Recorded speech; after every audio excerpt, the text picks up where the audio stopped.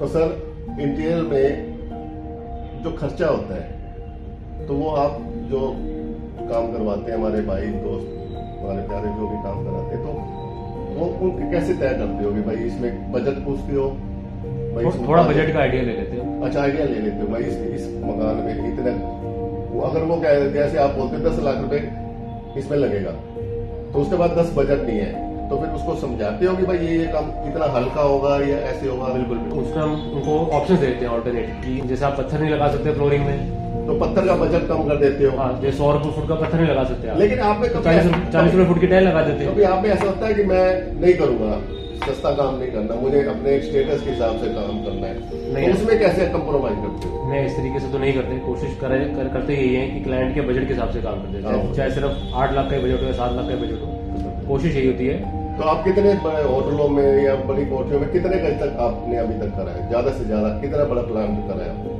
हम तो 500 गज की कोठी में पूरा इंटीरियर कर चुके हैं। और कोई 5 स्टार होटल ये वो अभी नहीं? बैंकेट्स का भी किया है 1200 गज में, जो पूरा बैंकेट है वो हमने पूरा सजा देते हैं? पूरा सजा देते हैं, पूरी डिजाइनिंग कर देते हैं। तो मतलब रेजिडेंशियल आपको कितने आइडिया, कितने साल हो गए इस लाइन में इस टाइम? 2008 से स्टार्ट किया था आपने। कितनी एज होगी उस टाइम आपकी? लगभग हमारे को 17 साल हो गए, तो 22 के एज में।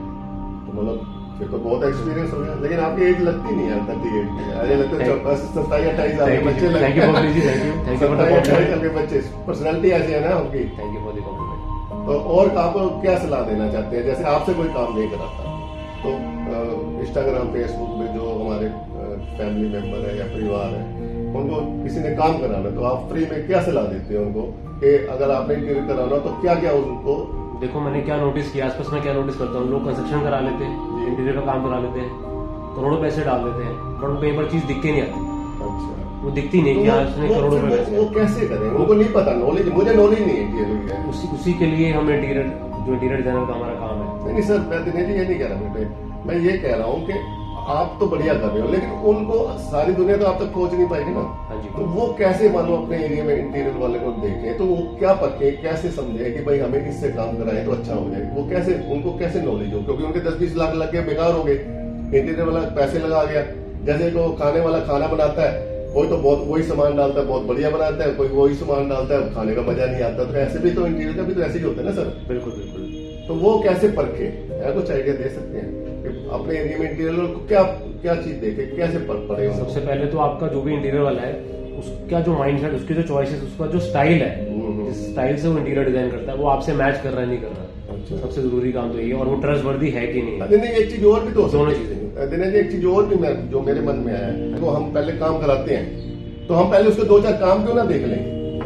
उस एरिया में उसने क्या करा है, क्या कैसे काम किया है भाई। अगर उनके 2-4-5 काम देखें तो उससे काम कराएं, उनका काम पसंद है, उससे गलत नहीं करा मैं। बिल्कुल, उससे उनको हेल्प मिल सकती है कि उसका स्टाइल क्या है, बेसिकली जो मैं बोलना चाह रहा हूँ, था, उनका टेस्ट, उसका वो अलग अलग स्टाइल से भी काम कर सकता है, नहीं कर सकता। मेरे काम देख के ही थोड़ा सा वो करना चाहिए, अगर आप जानते नहीं है पहले। हाँ, तो मेरा ऐसा कहना है। तो आप कंस्ट्रक्शन भी कर रहे हैं और कंस्ट्रक्शन का भी कर रहे हैं, सारा इंटीरियर का भी कर रहे हैं। तो थैंक यू, बहुत बढ़िया। अच्छा, ब्रेन का आपने क्या बताया था? ब्रेन का इंटीरियर का क्या बताया था आपने? ब्रेन को हमें साफ सुथरा रखना चाहिए। कैसे रखेंगे इससे? निंदा चुगली ना करें, ना करें, दूसरे की बुराइयां ना करें, जो लोग करते हैं, मतलब टाइम वेस्ट, अपना टाइम वेस्ट ना करें, मतलब महंगी सांसों को सस्ते में बेच रहे हैं। बिल्कुल ये ऐसे कहते हैं ना। बिल्कुल। जैसे एक दुकानदार 100 रुपए की चीज लाया और वो 80 के बेच रहे, तो उसको बेवकूफ ही कहेंगे। बिल्कुल। तो ऐसी अरबों खरबों की सांस है, और हम निंदा चुगली बुराई बर्बाद ना करें चीजों में, तो हम घाटे का सौदा करें। घाटे का सौदा कर रहे हैं, ये जिंदगी दोबारा नहीं मिलेगी। बिल्कुल दोबारा नहीं। बनवे रास्ता है। बिल्कुल। वाओ, गुड सोचिंग। अच्छा जी, थैंक यू दोस्तों। ये है हमारे दिनेश जी कामरा जी, और बहुत अच्छे इंसान है, और इनके पिताजी भी बहुत अच्छे हैं, और मैं इनको कम से कम 30-35-40 साल से जानता हूँ। इनके फादर को, इनसे मुलाकात कम होती है, बिजी रहते हैं ये। तो आज मैं भी बहुत दिनों बाद आया हूँ, तो बहुत बढ़िया लगा आपसे मिलकर। मुझे बहुत अच्छा लगा आपसे मिलकर। Thank you Dinesh Kamra ji. Thank you Popli ji, thank you.